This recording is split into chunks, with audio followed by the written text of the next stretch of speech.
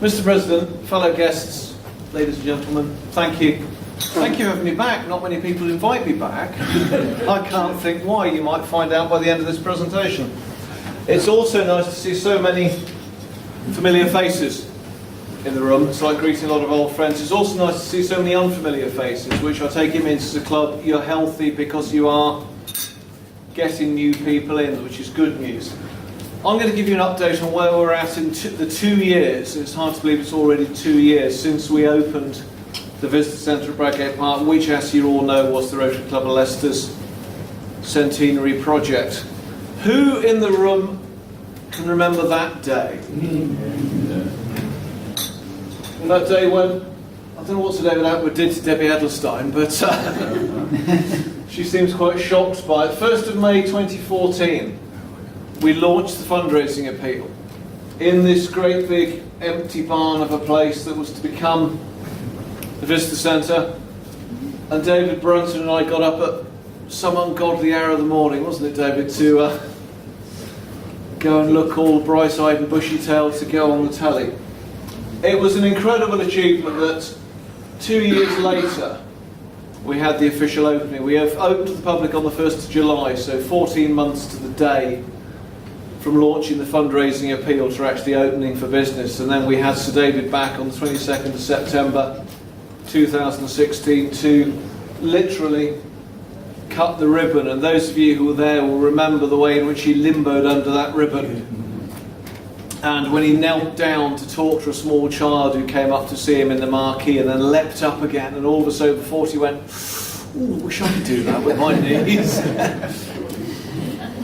What has happened in the 2 years since a lot of you will last have seen the Visitor Centre? Well, since then, the Visitor Centre has welcomed 180,000 visitors.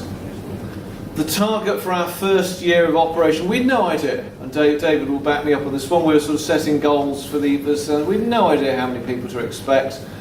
So I stuck a finger in the air and thought, well, we get about 500,000 people a year come to the park. Wouldn't it be a good aspiration to have 10% of them going through the Visitor Centre? So our target for the first 12 months became 50,000 people.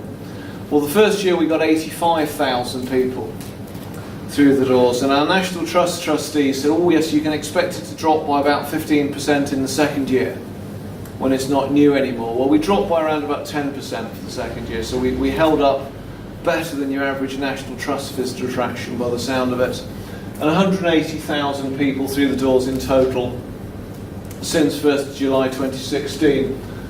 We've recorded 9,000 volunteer hours. About 2/3 of the staff in the Visitor Centre day in, day out is provided by our volunteers.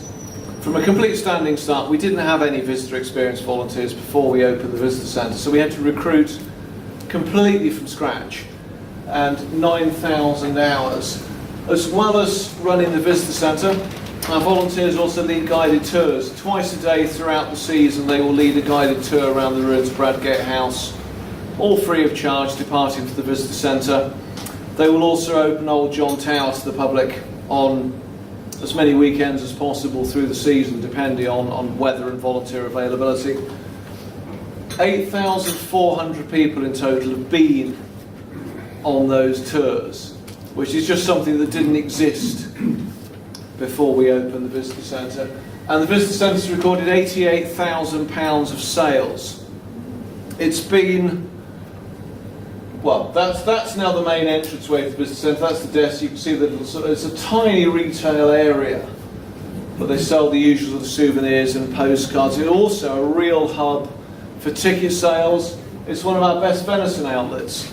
There's so many things have flowed from the opening of the Visitor Centre.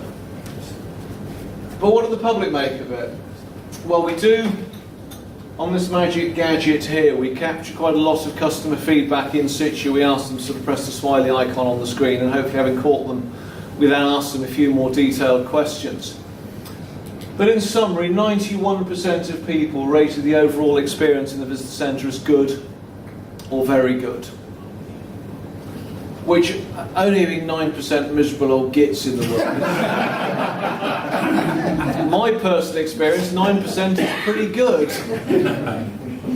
67% of people felt they'd learned a lot, 25% of people felt they'd learned a little. That's gone down slightly in the second year because more and more people are coming on repeat visits.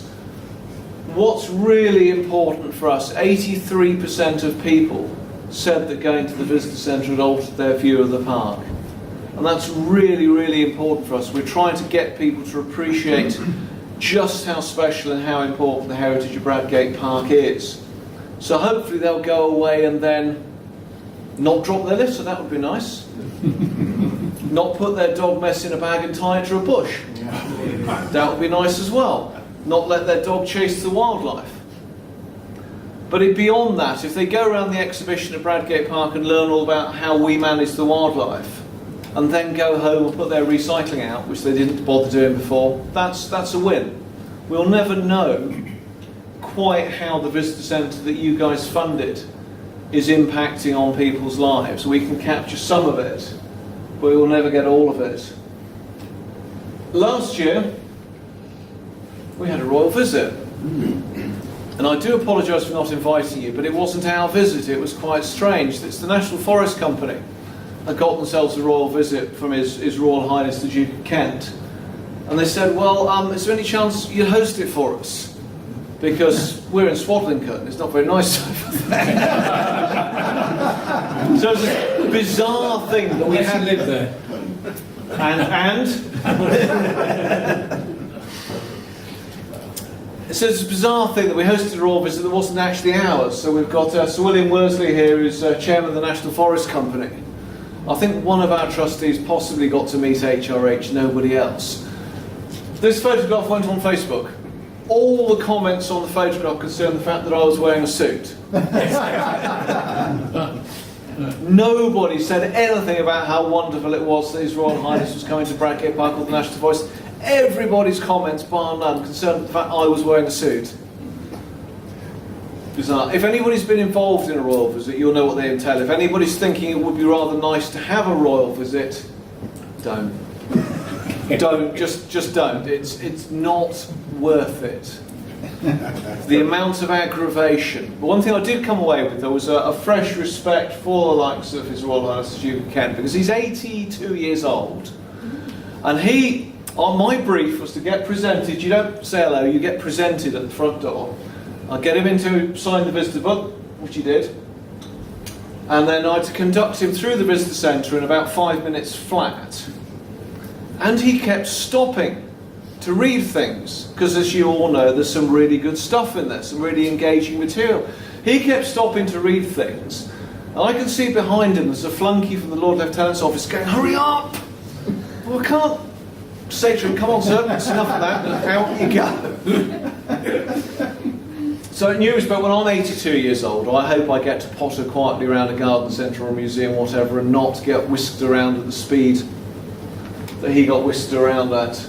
But there have been some real unexpected bonuses from the visitor centre. We thought, well, we're going to have an exhibition, we'll educate people about the heritage of the park, we might get 50,000, it turns out we've got 85,000. There's some totally unexpected visitors, some bonuses. It's become a real hub for our visitors to the park, particularly the first-time visitors. Make a beeline for the visitor centre from where we can orientate them, give them some information and send them out into the park. It's totally transformed the way in which we engage with our visitors. They come in and there's a chance to really welcome them because we've got the volunteers there, we've always got time to talk to people.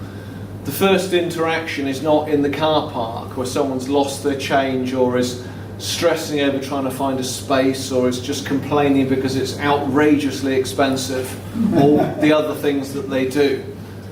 Those of you who are parked in an NCP car park know what outrageously expensive car parking looks like. It doesn't look like ours. It's provided a foundation for our new visitor experience team. As I said, we didn't have any visitor experience volunteers before we opened the visitor centre. We knew we needed to recruit a visitor centre manager.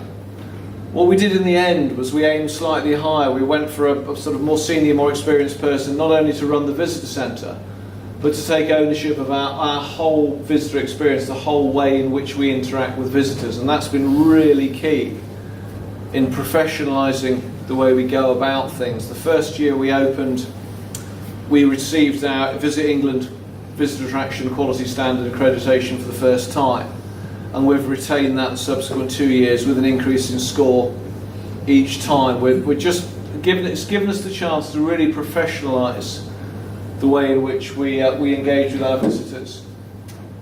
That tiny retail area in the visitor centre, together with all the other sales it handles, whether it's season tickets for the car park, whether it's venison, whether it's tickets for events and concerts, now turns over more money than our gift shop, which is significantly bigger in terms of sales area. So that's been a real unexpected bonus. It's a major outlet for events tickets. We put more and more of our events online, and those that aren't online tend to go out through the visitor centre. So that's been a huge bonus for us. And it's been a major factor in advancing what I've called here the not just a park agenda.